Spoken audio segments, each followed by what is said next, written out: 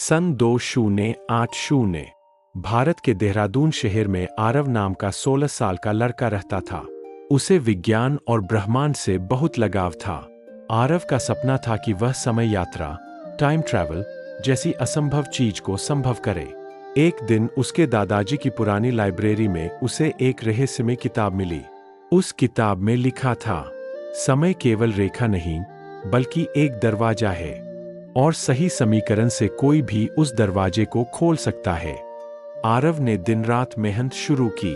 उसने किताब के रहस्यमय सूत्रों को समझा और एक छोटी सी मशीन बनाई, क्रोनो की। ये मशीन दिखने में घड़ी जैसी थी, लेकिन उसमें ऊर्जा का नीला गोला चमक रहा था। जब उसने मशीन को एक्टिवेट किया, तो उसके सामने एक चमकदार दरवाजा बना। सांस रोककर उसने कदम बढ़ाया और अचानक वह साल 3020 में पहुंच गया। साल 3020 का दृश्य देखकर उसकी आंखें फटी की फटी रह गईं।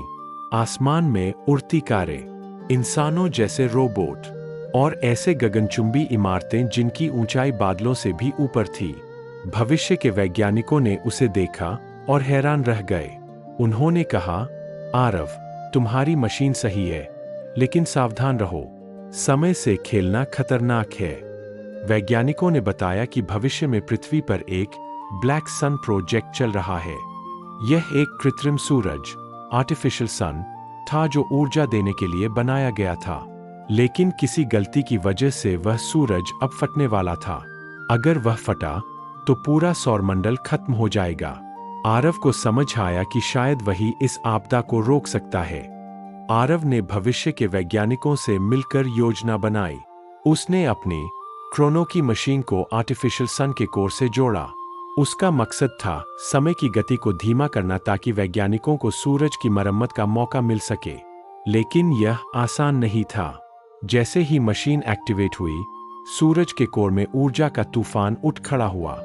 वैज्ञानिक डर गए, सब भागने लगे, पर आरव डटा रहा।